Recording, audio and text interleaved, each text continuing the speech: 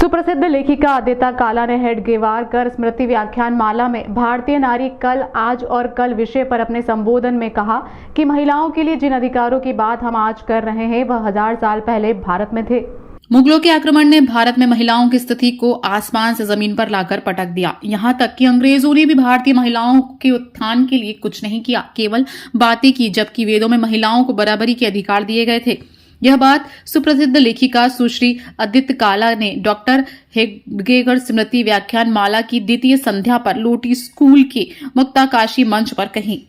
वे भारतीय नारी कल, आज और कल विषय पर विचार रख रही थी। अध्यक्षता श्रीमती अमिता जैन, भारतीय जैन संगठन की संचालन डॉक्टर माधवी वर्मा ने किया। समिति अध्यक्ष नितिन गरुड़, सचिव गोपाल गुप्ता ने स्वागत किया। उन्होंने कहा, मनुस्मृति में व्यवस्था दी गई है, यत्र नार्यस्तु पूजन्ते रमन्ते तत्र देवता।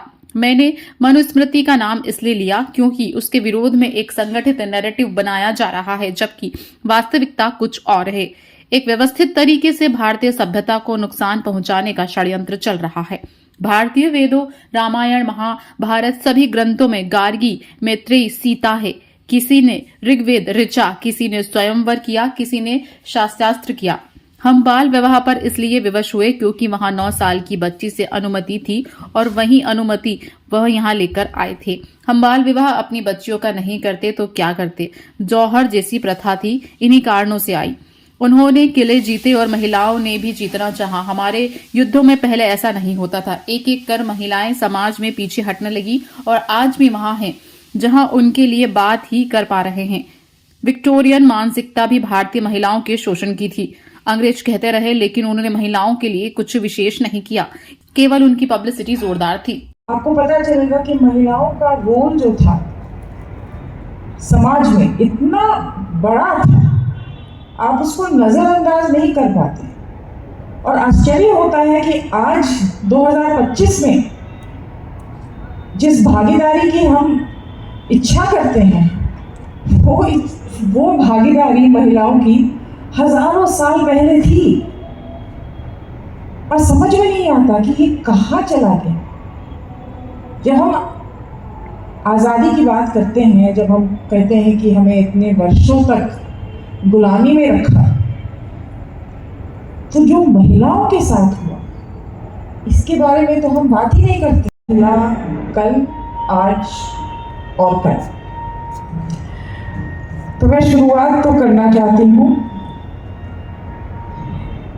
यत्र नार्यस्तु पूज्यन्ते रमन्ते तत्र देवता।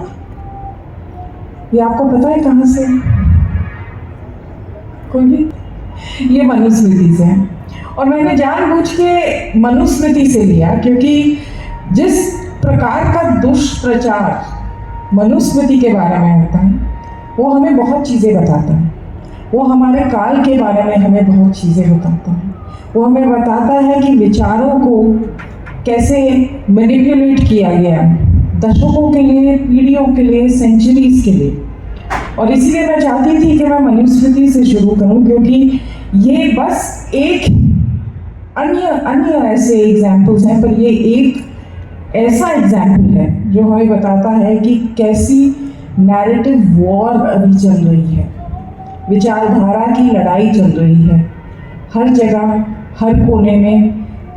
यदि हमें ये दिखते हों या ना दिखते हों, पर ये एक सिस्टमैटिक डिसमैंटलिंग जो हम अंग्रेजी में कहते हैं भारतीयता का है और इससे हमें लड़ना ही पड़ेगा।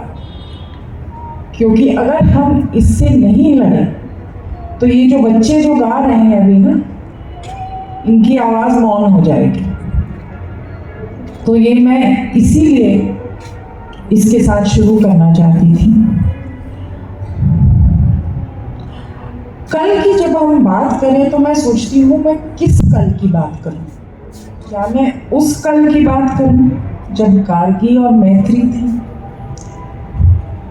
या लोपामुद्रा थी जिन्होंने ऋग्वेद की रचनाएं की, या महिलाओं स्वयंवर में जाती थी, सीता मैया गई स्वयंवर में और उन्हें पूरा अधिकार था कि वो अपने पति को चुने, क्या मैं उस काल की बात करूं या वो काल की बात करूं जब मुगल आए, जब पर्दा की प्रथा महिलाओं के पास वो लाए। क्योंकि ये अगर होता भी था, पर्दा अगर था भी, तो बहुत कम घुटों में रहता था। पर मुगलों के आने के बाद, उनके शासन के बाद महिलाएं इतनी प्रताड़ित रहीं, उनके साथ क्या अत्याचार नहीं हुआ कि एक बार जो महिलाएं आगे थी, जो हम कहते हैं अंग्रेजी में इंटेलेक्चुअल लाइफ में आगे थी। अगर आप वेद पढ़ें, मैंने थोड़ा बहुत सुनते हैं। और धन्यवाद माला की इस आयोजन की समिति को बारे में बात करने का मौका मिलता है। जैसे कहा गया कि मैं टीवी चैनलों में काफ़ी आती हूँ और करंट टॉपिक्स पे बहुत डिबेट्स होती हैं और मैं भाग लेती भी हूँ, पर बहुत कम ऐसी टॉपिक्स होती हैं जो महिला केंद्रित हैं, क्योंकि आधी आबादी महिलाएं हैं। तो फिर भी मुझे लगता है कि कहीं ना कहीं हमें नज़रअंदाज किया जाता है। और ये तो थोड़ा विषय से थोड़ा मैं भटक